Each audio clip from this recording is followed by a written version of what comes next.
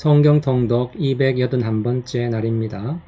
오늘도 주님께서 주실 은혜를 소망하며 함께 진리와 생명의 말씀 앞으로 나아가겠습니다. 잠깐 기도하겠습니다.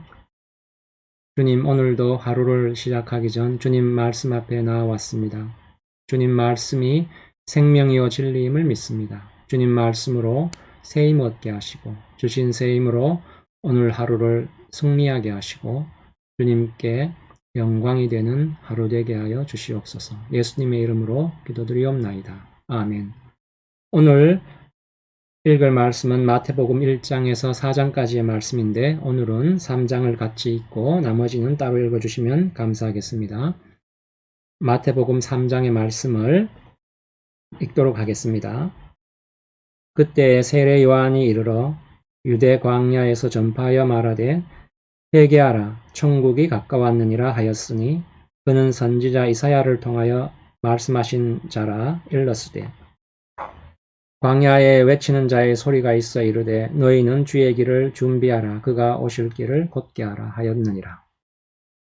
이 요한은 낙타털 옷을 입고 허리에 가죽띠를 띠고 음식은 메뚜기와 석청이었더라. 이때에 예루살렘과 온 유대와 요단강 사방에서 다 그에게 나와 자기들의 죄를 자복하고 요단강에서 그에게 세례를 받더니 요한이 많은 바리새인들과 사두개인들이 세례 베푸는 데로 오는 것을 보고 이르되 독사의 자식들아 누가 너희를 가르쳐 임박한 진노를 피하라 하더냐. 그러므로 회개에 합당한 열매를 맺고 속으로 아브라함이 우리 조상이라고 생각하지 말라. 내가 너희에게 이르노니 하나님이 능히 이 돌들로도 아브라함의 자손이 되게 하시리라. 이미 도끼가 나무 뿌리에 놓였으니 좋은 열매를 맺지 아니하는 나무마다 찍혀 불에 던져지리라. 나는 너희로 회개하게 하기 위하여 물로 세례를 베풀거니와 내 뒤에 오시는 이는 나보다 능력이 많으시니 나는 그의 신을 들기도 감당하지 못하겠노라. 그는 성령과 불로 너희에게 세례를 베푸실 것이요 손에 키를 들고 자기의 타작마당을 정하게 하사 알곡은 모아 곡간에 들이고 쭉정이는 꺼지지 않는 불에 태우시리라. 이때 예수께서 갈릴리로부터 요단강에 이르러 요한에게 세례를 받으려 하시니 요한이 말려 이르되 내가 당신에게서 세례를 받아야 할 터인데 당신이 내게로 오시나이까. 예수께서 대답하여 이르시되 이제 허락하라. 우리가 이와 같이 하여 모든 의를 이루는 것이 합당하니라 하시니 이에 요한이 허락하는지라. 예수께서 세례를 받으시고 곧 물에서 올라오실새 하늘이 열리고 하나님의 성령이 비둘기같이 내려 자기 위에 임하심을 보시더니 하늘로부터 소리가 있어 말씀하시되 이는 내 사랑하는 아들이요 내 기뻐하는 자라 하시니라. 4장 말씀은 1, 2절만 읽도록 하겠습니다. 그때 예수께서 성령에게 이끌려 마귀에게 시험을 받으러 광야로 가사 40일을 밤낮으로 금식하신 후에 줄이신지라. 아멘. 오늘 본문에서 예수님이 세례 요한을 받는 그런 장면이 나옵니다. 세례 요한의 세례는 무슨 세례였냐 하면은 회개의 세례였죠. 죄사함의 세례가 아니고 회개의 세례였는데 이 세례를 받는다는 것은 하나님 앞에 죄인임을 고백하는 것입니다. 예수님께서 이 세례를 받는다는 것은 그러니까 요한의 세례를 받는다는 것은 그래서 우리에게는 참으로 의아한 일입니다. 왜냐하면은 예수님은 죄가 없으신 분이기 때문에 회개할 것이 없는 분입니다. 그런데 지금 회개하는 세례를 기꺼이 자청해서 요한에게 받으려고 하지 않습니까? 그래서 요한은 이렇게 말씀하지요. 내가 당신에게 세례를 받아야 할 터인데 내가 어떻게 당신에게 세례를 베풀 수 있겠습니까? 하고 거절하지 않습니까? 그런데도 예수님께서는 세례 베풀 것을 요구하십니다. 세례를 베풀 것을 요구하시는 것은 예수님께서 죄를 지은 것이 있다거나 회개할 필요가 있다거나 해서가 아니라 죄 아래 있는 모든 인간들과 자신을 동일시하는 것을 말합니다. 우리는 구원을 이렇게 생각하죠. 우리를 죄에서 꺼내어 하나님 나라로 옮겨간다는 것으로 이런 식으로 구원을 너무 단순하게 생각하는 경향이 많습니다. 우리를 죄에서 꺼내어 하나님 나라로 가는 것을 하나님 나라로 옮겨 놓는 것을 구원이라고 하면 그게 틀린 것은 아니지만은 구원의 진정한 모습을 놓치게 됩니다. 구원의 핵심이 뭐냐 하면 우리의 존재 자체를 바꾸어 놓았다는 것입니다. 이것을 보통 새 사람이라고 하는데 새 사람이라는 것이 이전의 사람이 개선되거나 뭔가 보충되어 더 나아진 사람이라는 그런 소리가 아니라 전혀 다른 종류의 사람이 되었다는 뜻입니다. 그리고 본질적으로 이렇게 전혀 다른 종류의 사람, 새 사람을 만들어 내기 위해서 바로 이 일을 위해서 예수님께서 지금 세례를 자청해서 받으시는 거죠. 예수님께서 요한의 세례를 요구하시는 것은 자신이 죄가 있어서 요구하는 것이 아니라 죄 아래 있는 모든 인간들과 자신을 동일시하기 위해서 받는 것이라고 말씀드렸는데 왜 죄 아래 있는 인간과 자신을 동일시 하려고 하시느냐 하면 죄 아래 있는 모든 인간을 대표하기 위해서입니다. 대표하기 위해서. 그래서 히브리서에도 그 유명한 말씀이 있지 않습니까? 우리의 연약함을 하시지 못할 리가 아니요 모든 일에 있어서 우리와 똑같았다고 이렇게 말씀하시는 것도 바로 단지 우리의 연약함을 체휼하기 위해서만이 아니라 우리를 대표하기 위해서 인간을 대표하는 존재가 되기 위해서 기꺼이 세례를 청하신 거지요. 우리와 죄인인 우리와 똑같이 되신 것은 그러니까 세례를 청한 것은 모든 인간을 대표하기 위해서다 그 말입니다. 이렇게도 볼 수 있다는 거죠. 그리고 더 깊은 의미를 여기에서 이끌어낼 수 있습니다. 대표란 어떤 존재입니까? 동네 이장도 그 동네에 오래 살아서 동네 사정을 잘 아는 사람이 대표 노릇을 하지 않습니까? 아담은 어떤 사람이냐면은 옛사람을 대표하는 사람입니다. 대표가 뭔지 한번 좀 더 보면 대표라는 것을 이렇게 이해하는 게 중요합니다. 대표의 신분을 그를 대표로 하는 그 국민들도 동일한 신분을 지니죠. 그러니까 대표의 신분을 그 국민들도 동일하게 지닌다는 것인데 예를 들면은 일본이 2차 대전에서 패전하자 대표가 가서 항복을 하지 않습니까? 그러면 어떻습니까? 일본 국민이 다 항복하는 것이 되죠.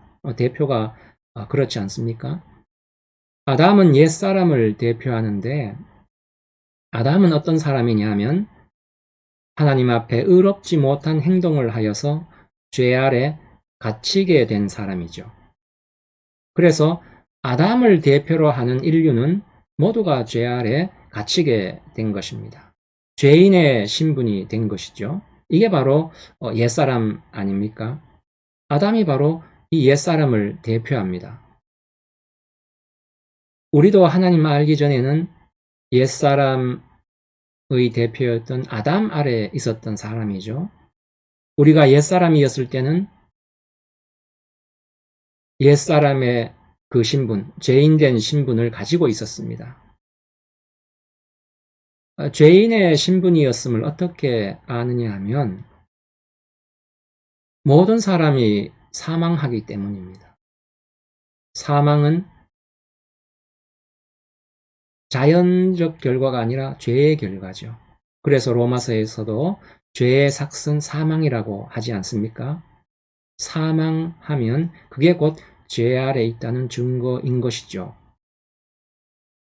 옛사람 신분이었을 때 우리가 죄인의 신분이었다는 것을 어떻게 아느냐 하면 죄를 알지도 못하고 죄를 짓지도 않은 갓난아이도 죽는다는 사실이죠. 신분이 죄인의 신분이기 때문에 죄악된 행위를 하지 않아도 다 죽는다는 데서 알 수 있는 것입니다.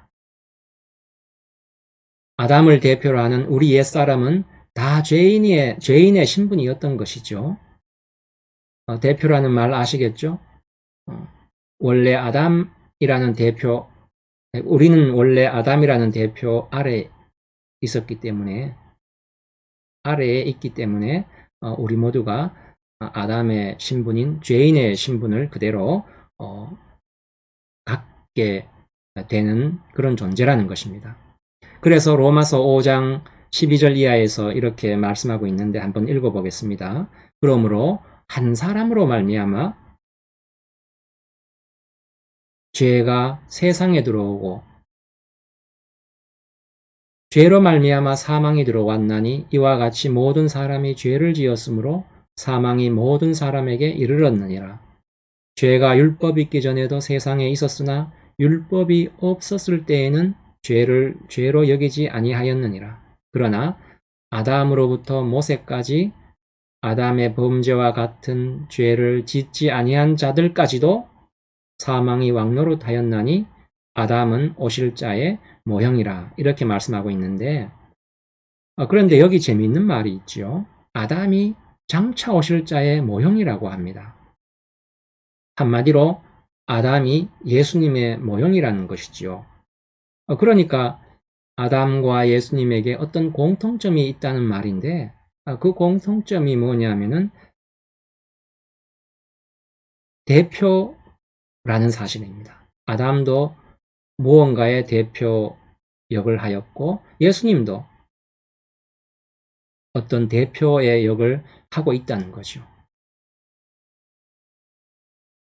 아담을 대표로 하는 우리 옛사람은 그래서 모두가 죄인의 신분이었다면 그에 반해 예수님을 대표로 해서 그 아래에 있는 사람은 죄의 신분에서 벗어난 새 사람이 된다는 것입니다.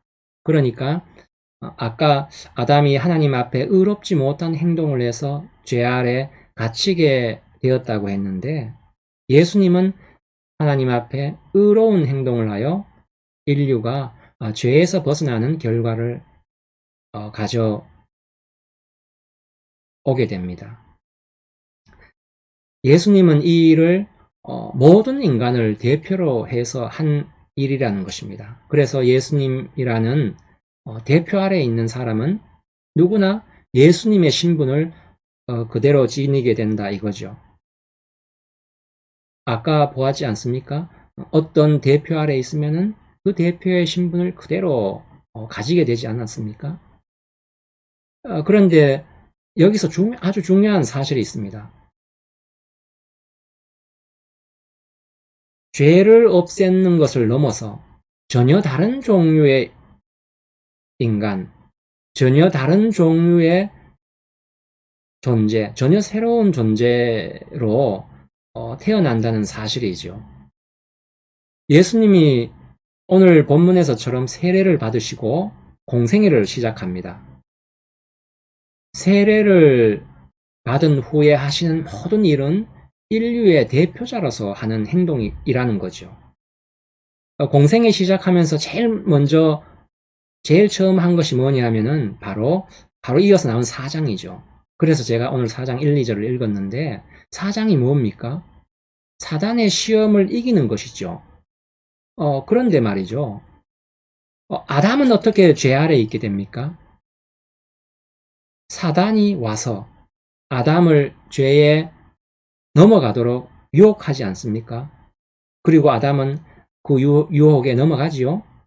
그런데 예수님의 경우는 어떻습니까? 정반대지요. 사단이 예수님을 시험하러 오는 게 아니죠. 예수님이 성령에 이끌려 사단을 만나러 갑니다. 그리고 사단의 모든 유혹을 이기지요. 그래서 마태복음 4장 1절에 그때 예수께서 성령에게 이끌려 마귀에게 시험을 받으러 광야로 가셨다 하지 않습니까? 누가 이 일을 인도합니까? 주도합니까? 성령님이 주도하죠. 뭘 인도하십니까? 새 인류, 새 사람을 만들 이 시험. 아담이 넘어갔던 그 시험을 통과하시는 것입니다. 예수님이 모든 인류를 대표해 죄를 이기시고 새로운 종류의 인류를 만드시는 일을 하시는 거죠. 그래서 고린도 전서 15장 이하의 말씀은 15장 이하에 이렇게 말씀하고 있습니다.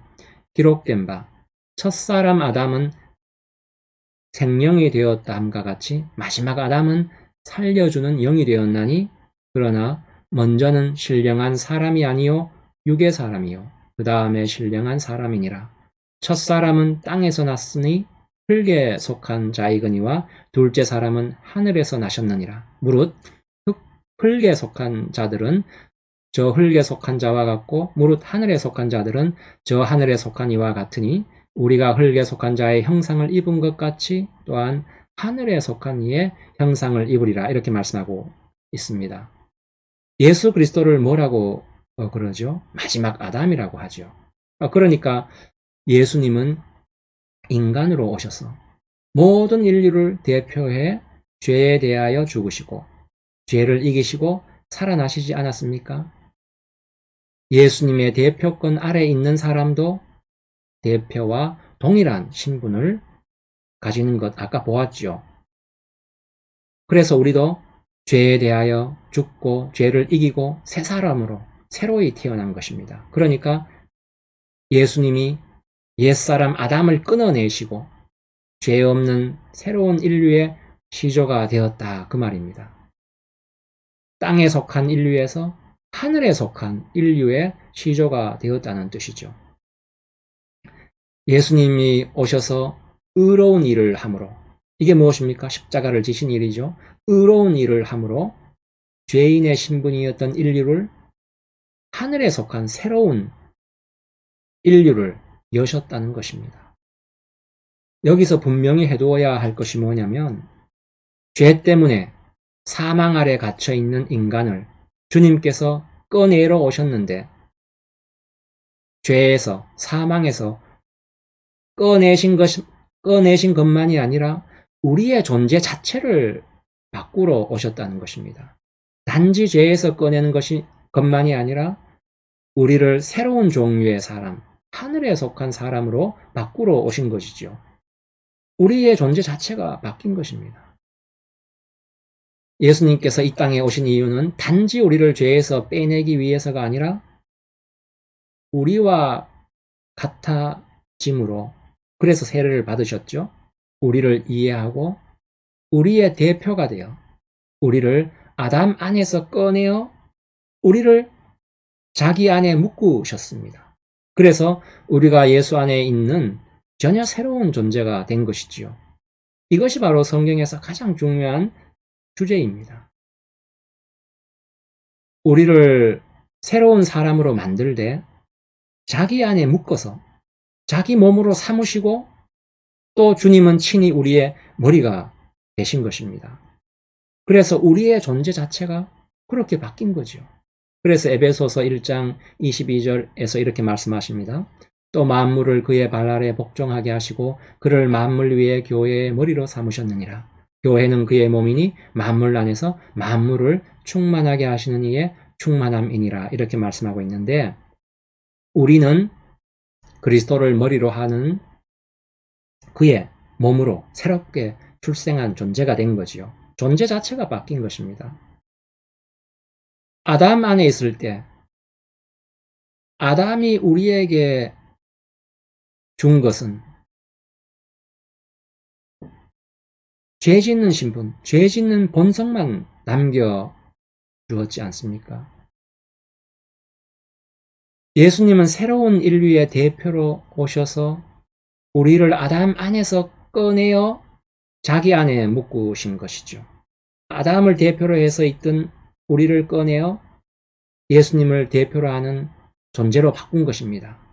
이게 바로 자기 그리스도 안에, 예수 그리스도 안에 우리를 묶으신 것이죠. 우리를 자기 몸으로 삼으신 것입니다. 예수 그리스도 안에서 우리를 새롭게 만든 것이죠. 우리의 존재 자체가 그렇게 바뀐 것입니다. 우리의 구원과는 자꾸만 우리가 죄의 자리에 있었는데 예수 그리스도께서 십자가를 지심으로 우리를 죄에서 빼내어 구원했다. 이렇게 이 정도로만 알고 있는데, 그렇게 되면 예수님이 우리를 구하는 하나의 방법, 수단에 불과해지고, 우리는 말하자면은 빚을 졌다. 그런 개념으로 구원을 이해하는 그런 사람들이 의외로 많습니다. 이게 틀렸다는 것이 아니라 그렇게 되면 구원을 얻고 하나님 자녀된 신앙적 반응이 주로 어떻게 나타나냐 하면 주님이 주신 구원에 보답하자. 그래갖고 구원받은 이 은혜에 보답하자 해서 특별한 어떤 종교적 행동만으로 나타나기 쉽다는 거죠. 구원이 우리의 신분과 존재 자체를 바꾸어 놓았다는 것을 자꾸만 놓치고 맙니다. 구원을 받으면 내가 죽을 자리에서 생명을 얻었고 지옥에서 천국 간다 정도가 아니라, 그 정도가 아니라 아담 안에 있다가 이제는 예수 안에 있게 되었다는 것입니다. 예수 안에 있다는 것이 무슨 집에 앉아 있는 그런 것이 아니겠죠. 예수 그리스도를 머리로 하는 몸으로 부름을 받아서 머리로부터 끊임없이 어떤 간섭을 받고 지시를 받고 요청을 받고 그렇게 그렇게 요청을 받고 있는 그런 존재로 바뀌었다는 것입니다. 그러니까 우리는 삶의 전 영역에 걸쳐서 그리스도의 성품이 드러나도록 요청받는 그런 존재로 바뀐 것이죠. 실제로 그런 일을 항상 경험하지 않습니까? 예수님 믿고 나면 행동의 제약을 더 많이 받고 마음의 거리 끼는 것도 더 많아지지 않습니까? 그래서 에베소서 4장에서 바울은 이렇게 말합니다. 너희는 유혹의 욕심을 따라 썩어져가는 고습을 따르는 옛사람을 벗어버리고 오직 너희의 심령이 새롭게 되어 하나님을 따라 의와 진리의 거룩함으로 지으심을 받은 새 사람을 입으라. 이렇게 말씀하고 있는데, 새 사람을 입으라. 이렇게 말씀하죠. 새 사람이 되라가 아니죠. 이미 새 사람인데 새 사람에 걸맞는 옷을 입으라는 것입니다. 삶의 모든 영역에 걸쳐 그리스도의 거룩함이 드러나는 그런 존재가 되라는 것이죠. 우리 삶의 모든 내용과 격과 질과 목표가 새 사람에 걸맞는 것이 되도록 부름받은 존재라는 것입니다. 그리고 그렇게 되어가고 있다는 거죠. 오늘 죄도 없으신 예수님이 뭘 받습니까? 세례를 받죠. 죄인들이나 받는 그런 세례를 받습니다. 왜 받습니까? 인간의 대표가 되어 옛사람 아담 안에 있던, 아담의 신분 안에 있던 우리를 빼내어 예수님 자신 안에 묶어 우리로 이전과는 전혀 다른 종류의 사람, 새 사람으로 다시 태어나게 하기 위해서입니다. 우리가 아담 아래에 있었을 때에는 죄밖에 지을 줄 몰랐고 그래서 죽을 수밖에 없었던 것 같이 이제 우리는 예수 그리스도 안에 있어서 그의 거룩함과 의와 진리와 자비하심과 그의 영광에 이미 참여하고 있고 더 적극적으로 참여할 것을 요구받고 있습니다. 아주 가끔 자비와 의와 겸손과 인내 이런 그리스도의 성품이 아주 가끔 흘러나오기도 하죠. 흘러나올 수밖에 없습니다. 이미 우리의 존재 자체가 바뀌었기 때문에. 그래서 그런 것이 안 흘러나올 때 답답한 거죠. 우리의 우리 삶의 모든 영역에서 새 사람을 계속 입어나가 주님의 거룩하심에 충만함에 이르는 우리 모두가 되기를 주님의 이름으로 소망합니다. 기도하시겠습니다. 하나님 은혜를 감사합니다. 세례를 받을 필요가 없는 주님께서 친히 세례를 받으사 우리를 대신해 모든 죄를 떠맡으시고 그리하여 우리의 존재 자체를 바꾸어 주심을 인하여 감사드립니다. 우리를 우리 주 예수 그리스도와 뗄 수 없게 하나로 묶으심을 인하여 감사드립니다. 우리를 주님의 몸으로 삼으시고 또 주님께서 친히 우리의 머리가 되사 주님께 속한 모든 거룩함과 생명과 진리와 영광을 우리와 함께 하시니 감사합니다. 우리로 범사에 새 사람 입은 주의 자녀 되게 하사 범사에 승리하게 하시고 하나님께 영광 돌리며 얻은 바 우리의 구원을 이웃 앞에 증거하는 우리 모두가 되도록 인도하여 주시옵소서. 감사드리오며 우리 주 예수 그리스도의 이름으로 기도드리옵나이다. 아멘.